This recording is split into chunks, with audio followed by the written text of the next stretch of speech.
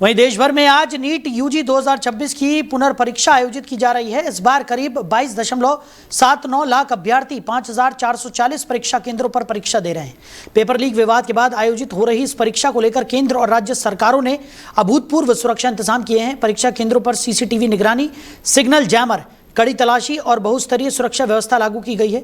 इसके साथ ही cyber monitoring टीमों को भी सक्रिय किया गया है ताकि किसी भी तरह की अफवाह या गड़बड़ी को रोका जा सके। राष्ट्रीय परीक्षा एजेंसी यानी एनटीए ने अभ्यर्थियों को समय से पहले परीक्षा केंद्र पहुंचने और केवल आधिकारिक सूचनाओं पर भरोसा करने की सलाह दी है। एनटीए ने यह भी स्पष्ट किया है कि प्रश्न पत्र पूरी तरह सुरक्षित है और किसी भी तरह के पेपर लीक के दावे भ्रामक हैं। परीक्षा दोपहर 2 बजे से शाम 5:15 तक आयोजित की जा रही है। इस बीच रेलवे स्टेशनों और बस अड्डों पर भी विशेष व्यवस्था की गई है ताकि छात्रों को किसी प्रकार की परेशानी का सामना न करना पड़े। प्रशासन का कहना है कि परीक्षा को निष्पक्ष और पारदर्शी तरीके से संपन्न कराने के लिए सभी आवश्यक कदम उठाए गए हैं।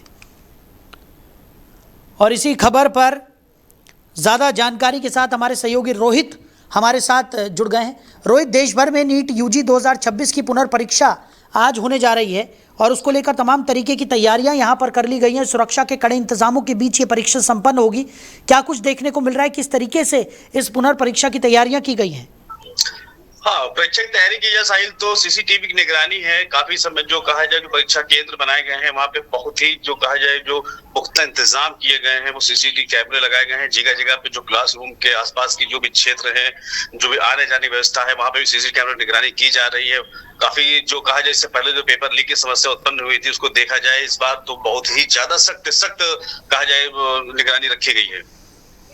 रोहित, वहीं अगर बात की जाए तमाम सुरक्षा मानकों का ध्यान यहाँ पर रखा गया है, लेकिन फिलहाल अगर बात की जाए तो छात्रों में काफ़ी ज़्यादा रोष देखने को मिल रहा है। जिस तरीके से पेपर लीक का मामला निकलकर सामने आया था, अभिभावकों में काफ़ी ज़्यादा रोष है। सबसे बड़ी बात भरोसे की है, क्योंकि कहीं ना कहीं परीक्षा प्रणाली जो है उससे भरोसा उठता हुआ यहाँ पर छात्रों का और अभिभावकों का नज़र आ रहा है, क्योंकि लगातार एनटीए की कार्यप्रणाली पर भी सवाल उठ रहे हैं।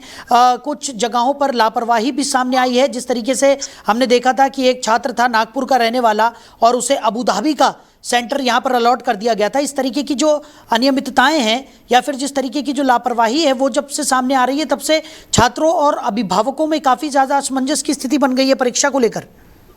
हाँ, कहा जाए कि जो इससे पहले जो स्थिति थी आसपास के जो क्षेत्र में जो परीक्षा केंद्र जहाँ पे परीक्षा का जो पेपर लीक हुआ था उसको देखा जाए तो जो छात्र के अभिभावक है उनका साफ ये कहना है कि दूर दराज से जो भी छात्र आते हैं उनके साथ जो भी मतलब कहा जाए जो परिजन आते हैं, साथ में जो ठहराव करते हैं, रुकते हैं, उसके बाद जो उनके पास कहा जाए तो परीक्षा देने के बाद जो समस्या उत्पन्न हो जाती है, जिससे कि कहीं ना कहीं जो साथ में आए हुए लोग होते हैं वो कहीं बच्चों का जो मनोबल है टूट जाता है। जिस तरीके से परीक्षा का जो कहा जाए परीक्षा सफल नहीं हो पाती, जिसके कारण जो अभिभावक उनमें कहीं ना कहीं थोड़ा सा रोष देखने को मिल रहा है कि कहीं ना कहीं जो बच्चे परेशान होते हैं कि हमारा पेपर अच्छे से हो जाए, उसके बाद आने वाले समय पेपर जो लीक हो जाता है पेपर, तो उसमें अभिभावकों में थोड़ा सा रोष बना हुआ है।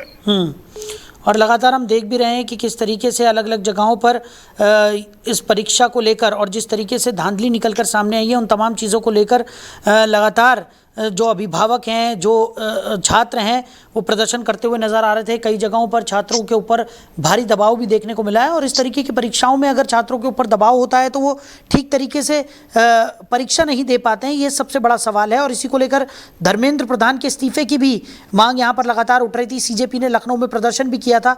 अब फिलहाल क्या स्थिति इस वक्त देखने को मिल रही है?